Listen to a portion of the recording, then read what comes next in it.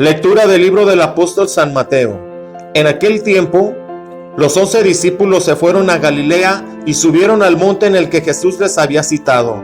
Al ver a Jesús se postraron, aunque algunos titubeaban. Entonces Jesús se acercó a ellos y les dijo: Me ha sido dado todo poder en el cielo y en la tierra. Vayan pues y hagan discípulos a todos los pueblos. Bautícenlos en el nombre del Padre y del Hijo y del Espíritu Santo, y enséñenles a cumplir cuanto todo les he mandado. Y sepan que yo estoy con ustedes todos los días, hasta el fin del mundo. Palabra de Dios. En esta palabra de Dios que acabamos de escuchar, tenemos el último mandato que Jesús les hace a los discípulos. Vayan y bautícenlos en el nombre del Padre y del Hijo y del Espíritu Santo. Y después les da aquella promesa: yo estaré con ustedes todos los días, hasta el fin del mundo. Jesús no deja sola a la iglesia. Jesús, al contrario, con su presencia la fortalece y manda a los discípulos: así como tú has recibido, también ustedes vayan y evangelicen.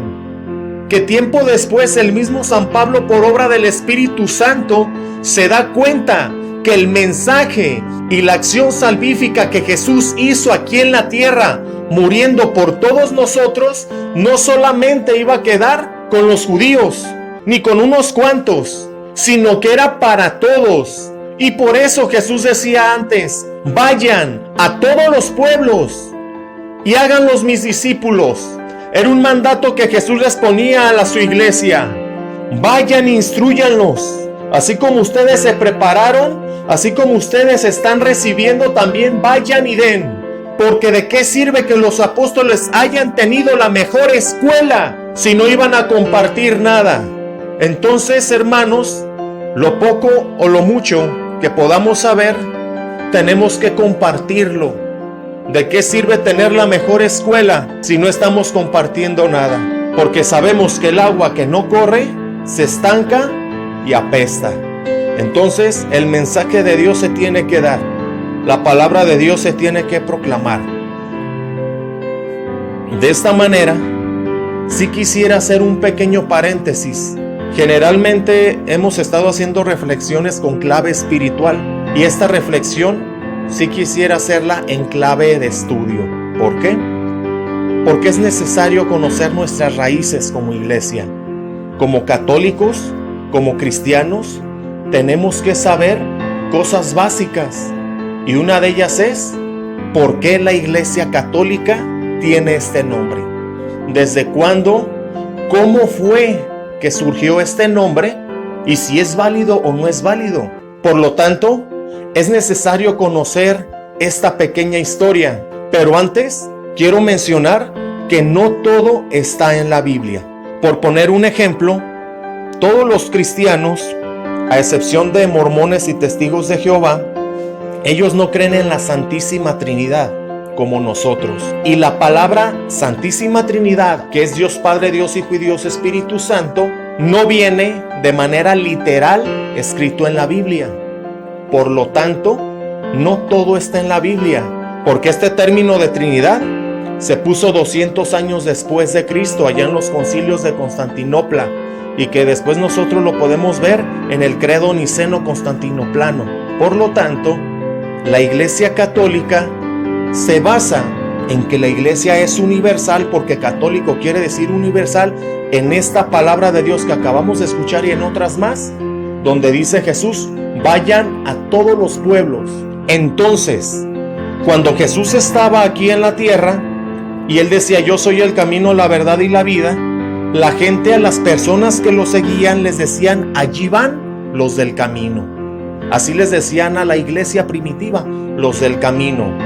Y en el año 60 aproximadamente, en Antioquía, las mismas personas empezaron a catalogar a los que les llamaban a los del camino como cristianos. Entonces, en ese tiempo del año 60 aproximadamente, estaba el apóstol Pedro como obispo de Antioquía. Y nosotros sabemos que los apóstoles fueron a ser discípulos, pues Pedro, Santiago, Juan y todos los discípulos también tenían sus discípulos, que con el paso del tiempo se les iba a conocer como los padres de la iglesia. Entonces, cuando Pedro se va a Roma, toma su lugar San Ignacio, allí en Antioquía. Entonces San Ignacio es bien conocido porque fue discípulo de Juan el Apóstol y de San Pablo. Este hombre había recibido la enseñanza de estos hombres, de San Pablo y del discípulo Juan. Por lo tanto, la iglesia seguía evangelizando a base de cartas, como lo hacía San Pablo, y San Ignacio también iba teniendo sus discípulos, también iba teniendo sus iglesias, y en una de las cartas que escribió, dirigida especialmente a los Esmirnas, dice de la siguiente forma: donde quiera que aparece el obispo, allí está la muchedumbre, a modo que donde quiera que estuviese Jesucristo, allí está la iglesia católica. Palabras textuales de San Ignacio. Esta carta la escribió en el año 107. Por lo tanto, la primera vez que se escuchó el nombre de Iglesia Católica a la Iglesia de Jesucristo fue en el año 107 por parte de San Ignacio de Antioquía, en Antioquía. Y en ese lugar se le había puesto cristianos, pero en ese lugar se le cambió el nombre a católica. Entonces pone esta palabra que quiere decir católica universal, que ya es para todos, así como lo hacía San Pablo. Posiblemente de ahí estaba la instrucción de él mismo. Entonces, para ti católico, las citas bíblicas que Jesús decía: vayan y evangelicen, vayan y prediquen a todos los pueblos. Y si nos podemos aventurar en algo, muy probablemente el discípulo Juan todavía no haya muerto y haya conocido a la iglesia con este nombre. Y si nosotros seguimos estudiando la historia de la iglesia, nos podemos dar cuenta que también otros padres de la iglesia, como Santasián de Barcelona, él decía: mi nombre es cristiano, pero mi apellido es católico. Y así nos podemos dar una idea de cómo los padres de la iglesia hablaban ya de una iglesia universal, no de una iglesia particular, sino una iglesia para todos, y que el plan salvífico de Jesucristo era tan misericordioso que para cualquier criatura o cualquier hijo de Dios tenía cavidad. Por naturaleza somos cristianos, pero tenemos una dimensión universal.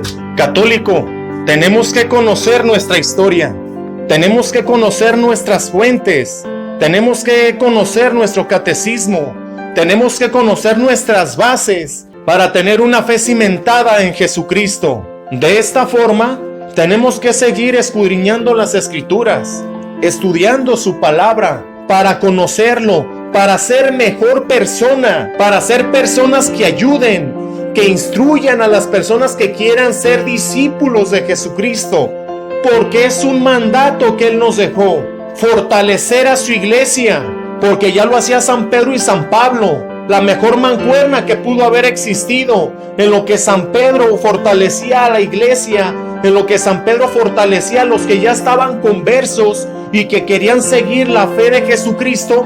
Por otro lado, San Pablo salía por aquellos que no conocían la palabra de Dios. Eso es trabajar en equipo, eso es trabajar con visión, eso es trabajar en una sola meta y con un solo objetivo, que es llevar a las personas a los pies de Jesús, instruyéndolos. Por eso tenemos que perseverar y hacer discípulos, instruir, porque desgraciadamente el 97% de los católicos no saben de dónde proviene el nombre de su iglesia. Por eso no te canses de llevar el evangelio. ¿Qué hubiera sido de tu vida si la mano sanadora de Jesús no te hubiera alcanzado? Pero para eso tuvo que ir un hombre o una mujer.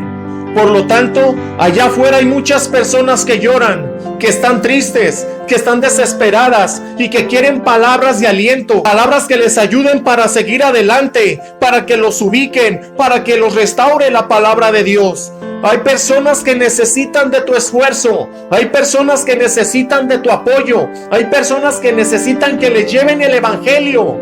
Y recuerda que el libro de los Hechos de los Apóstoles no se ha cerrado.